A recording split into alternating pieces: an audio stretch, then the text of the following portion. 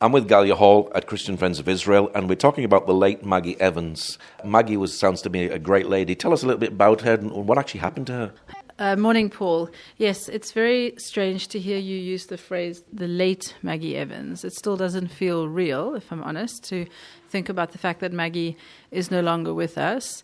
So yeah, yesterday was a week since Maggie's very tragic and sudden passing. Yeah, it was a very, very freak accident, I guess you could say. Maggie was walking home from Bible study, and what they call a crane truck, where you have a smaller crane that's mounted on a vehicle.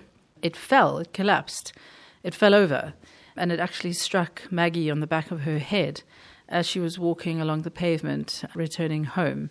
So yeah, it knocked her to the ground, and an impact like that to the head, you can only imagine very, very severe head injuries. And from what we know, Maggie was unconscious immediately. Paramedics arrived from Magen David Adom, and of course they did everything that they could to help Maggie, but she was taken to hospital and pronounced dead shortly afterwards. So a very, very difficult thing to talk about, and a very strange accident. This must have been quite a shock for the whole Christian community. Very big shock.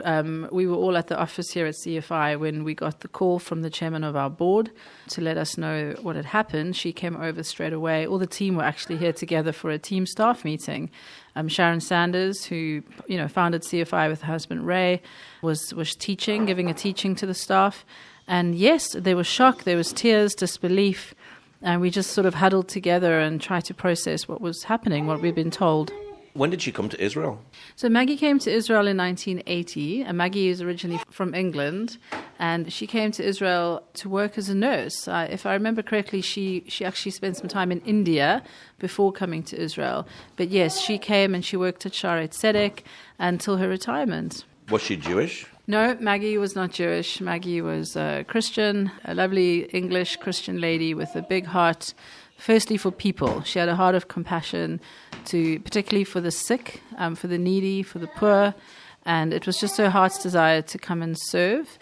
She had a big love for Israel, for the nation of Israel, for the people of Israel. She really understood God's purposes for Israel, that God had chosen the Jewish people. She stood in solidarity and compassion and love with Israel, with the Jewish people. But her heart of love and compassion extended to all peoples.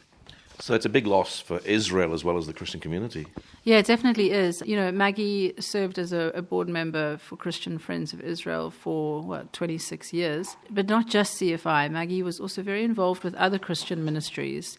She was very involved with the Mercy Fund, the Mercy Fund that operates out of Christchurch, that do the most beautiful work supporting those in need. She was very involved with Near East Ministries. That's what she was doing also when she first came to Israel. She was also very involved with Be'ad Chaim, which do amazing work protecting the lives of unborn babies.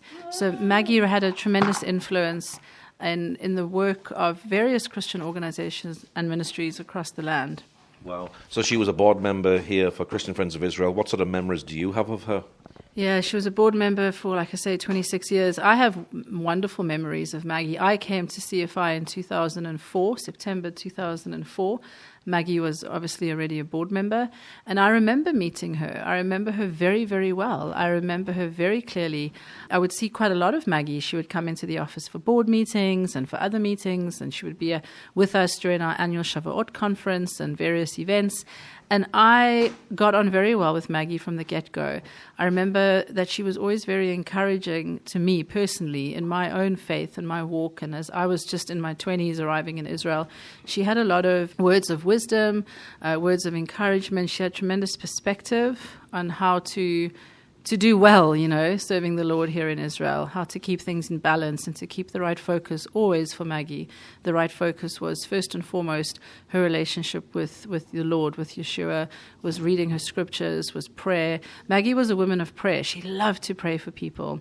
She prayed for us at CFI. She prayed in the board. She really heard from God. She would hear the voice of God. And this was an amazing asset to any ministry, particularly to us at CFI, was the wisdom that Maggie brought, because everything she brought to the table came out of a place of prayer and out of hearing God's voice. A very, very loyal lady, very committed, very dedicated.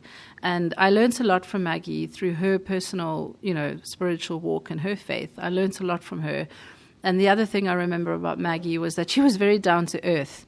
There were no airs and graces. What you saw is what you got. She was very straightforward, very straight talking, and I loved that. And you could also have a great laugh with Maggie. She had a wonderful sense of humor. She was a people person, very sociable, loved people, loved chatting to people, loved praying for people and encouraging people and building people up. And we miss her terribly. And there was just a funeral recently. She's buried here in Jerusalem. Maggie's actually buried on Mount Zion, which is really quite something, isn't it, to be buried on Mount Zion. Yes, we were not able to have the funeral immediately because of the nature of Maggie's passing. Obviously, there's negligence involved and an inquiry, so they had to do an autopsy, and it took several days before the police would release her body, but we did. We had her funeral on Monday of this week on Mount Zion. There was an amazing turnout of people that came from all over the city and further afield to honor Maggie and to pay their respects. And David Pileggi from Christchurch, he led the service in a very beautiful way. We opened the service by singing one of Maggie's favorite songs, Hodu Ladonai Ki Tov. Give praise to God, for He is good. His mercy endures forever. And there were lovely readings, and people got to share some memories of Maggie. And then Maggie's coffin was carried down as we sang Amazing Grace. And you can imagine, like, standing on Mount Zion as the sun was setting, saying our goodbyes to Maggie. It was a very beautiful, very fitting, very emotional send-off for Maggie. And I actually said to somebody, a fellow board member, I said to him, wow, what a resting place for Maggie, what an amazing view. And he looked at me and he nodded, and then he said, well, actually, Galya, Maggie has a much better view now where she is. And I know that he's right, because right now we know that Maggie is in the arms of her God, that she loved with all her heart and served with her heart, with her life. She was so dedicated to Him. And we know that, and we take comfort in that. But that doesn't take away the shock and the sadness of losing her so suddenly. What do you think her legacy will be? Wow, that's a big question. What will Maggie's legacy be? Quite hard, I think, to sum that up. But for me, Maggie's legacy will be somebody that walked out their faith with steadfastness and with devotion. It'll be a lady that was filled with compassion and empathy for all peoples, who prayed for people, who cared for people. We spoke earlier that Maggie was a nurse. Now, we all know it takes a certain type of person to work as a nurse, doesn't it? And Maggie had all the characteristics that are needed. She had empathy, she had grace, she had patience, she had compassion, and that extended to her involvement with various ministries and just her interactions with all people. So yeah, what will her legacy be? Like I say, I think devotion to the Lord, devotion to her God, and commitment and loyalty to the ministries that she served with. And at CFI, we are so thankful that for 26 years we had somebody like Maggie Evans, a real woman of valor and integrity, an honest woman, a woman that spoke truth, that we had her on our board for 26 years. We're so blessed. And we feel the gap. The board just met the other day, first board meeting without Maggie. It's difficult for them as well to navigate this. But we give thanks to God for Maggie's life. We don't understand everything, Paul. Things happen. We don't always understand. We have questions. Why? Why did she have to go like that? It's natural to ask these questions. But at the end of the day, we have to trust in God. We believe in God and His goodness and His love for Maggie. And we know that she's with Him. Well, Galya, thank you very much for sharing today. Thank you, Paul, and thank you for doing this interview so that we can all remember Maggie Evans and the incredible impact that she had here in the fabric of Jerusalem. I'm with Tristan Hall, the director for Christian Friends of Israel, and we're talking about Maggie Evans. Tell us a bit about Maggie Evans, Tristan. Oh, Maggie. She was a most wonderful lady. She was on our board of directors at Christian Friends of Israel here in Jerusalem for over 25 years. But as you can imagine, she really became a friend to all the other board members because we've been so blessed to have longevity in our board members. Many of them have been on the board serving for decades. And it's more like very much like a collection of friends in many ways. There's genuine love between each of the members. And Maggie was a vibrant funny lady. She had a great sense of humour, and she also had a great degree of wisdom that she brought to the board. She had a way of quickly determining the right and the wrong of a situation, and also listening to the voice of the Holy Spirit to discern what to do in any given situation. So, yeah, that's how I got to know Maggie. It was primarily through the board, and I'm just very blessed to know her. So she was a very important person to be on the board of CFI. She was indeed. She had tremendous experience of living in Jerusalem for many years. I believe she first moved here in the late 1970s, and Maggie was a nurse, so she nursed for some years at the French hospital, and then went on to Shari Sedek, a large hospital, where she worked for many, many years until she retired. So she had seen Jerusalem grow from all through the 1980s and 90s and 2000s into what it is today. And also just the experience that one gets with living here for so long, and in practical ways dealing with the bureaucracy, knowing who's who, where to go. She spoke fluent Hebrew and read Hebrew to a very high standard. She really integrated as a part of society here. And yet she was still very much a Yorkshire lass in other ways. She was from Northern England, and she retained strong links in England. So she really brought together cultures and ways of thinking, and she was a hybrid of the best of both. And of course, being a nurse, you have to have a heart of compassion, don't you? Absolutely, and she very much did. She was one of the old school of nursing, and she did it out of love for people, and that never left her even when she retired. And she brought that to CFI, and I think that's why the ministry of CFI appealed to Maggie, because CFI is tremendously practical, as she was, and through its 10 outreach projects to assist people in Israel in all manner of different ways. It was and is making a tangible difference in people's lives, and Maggie liked that, and that was always what she helped to bring to the board, was to retain the focus on the outreach projects and remembering why we're here. Did she actually go out on some of those projects as well? She did over the years. She also got to know people in the team very well.